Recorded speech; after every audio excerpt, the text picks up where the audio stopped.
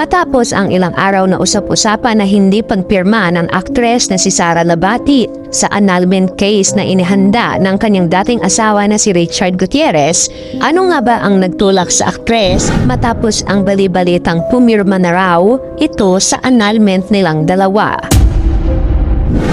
Ano nga ba ang naging reaksyon dito ng kasalukuyang partner ni Richard na si Barbie Imperial? Para sa kabuuang ulat, alamin natin ang buong detalye.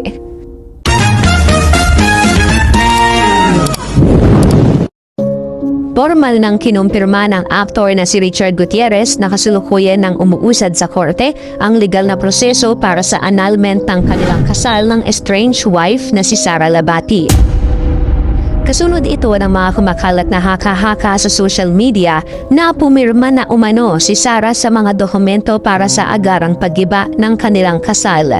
Nilinaw sa mga ulat na walang katotohanan ang mabilisang pirmahan ng diborsyo dahil sa ilalim ng batas sa Pilipinas, ang annulment ay sumasailalim sa masusing pagdinig at tanging korte lamang ang may kapangyarihang magpawalang bisa sa isang kasal.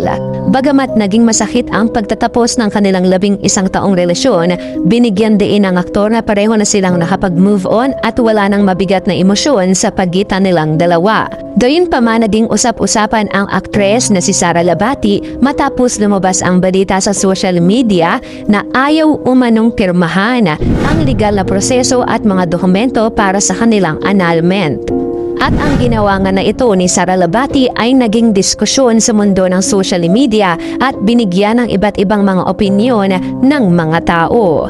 Gayunpaman, hanggang ngayon nga ay wala pa ring pinal na desisyon sa kampo ni Sara Labati at hindi pa rin nga alam kung ano nga ba ang susunod na hakbang na gagawin sa kampo nila Richard Gutierrez dahil nga alam naman natin na kasalukuyang engaged ang dalawa matapos mag-propose si Richard Gutierrez kay Barbie Imperial.